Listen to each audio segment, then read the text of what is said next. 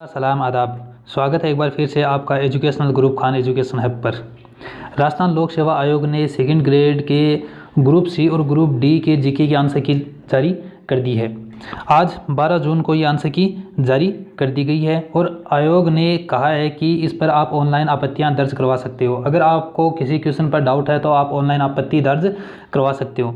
Online आपत्ति दर्ज करवाने के लिए आपको 14 जून से 16 जून के बीच का समय दिया गया है, यानी 14, 15, 16 यानी 3 दिन का आपको समय दिया गया है। आप 3 दिन में ऑनलाइन आपत्ति दर्ज करवा सकते हो। आयोग ने 29 जनवरी को ग्रुप सी और ग्रुप डी के जीके का पेपर आयोजित करवाया था।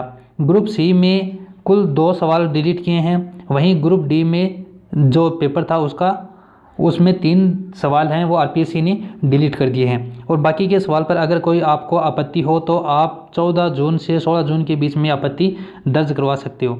आपत्ति है वो मॉडल प्रश्न पत्र के अनुसार ही आप दर्ज करवाइए। आयोग की वेबसाइट पर मॉडल प्रश्न पत्र उपलब्ध है, आप वहां से डाउनलोड करें और उसके अनुसार ही आप आपत्ति दर्ज करवा सकते हो। आपत्ति है वो एसएसओ पोर्टल के माध्यम से ही आप ऑनलाइन दर्ज करवा सकते हो।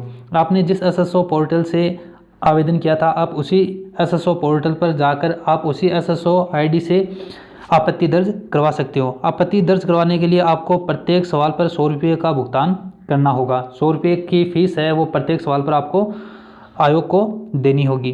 ऑनलाइन आपत्ति दर्ज कराने के लिए आपके पास ऑथेंटिक यानी प्रमाणिक स्रोत होने चाहिए। प्रमाणिक पुस्तक हैं उसी के आधार पर उसी के बेस पर आप ऑनलाइन आपत्ति दर्ज करवा सकते हो।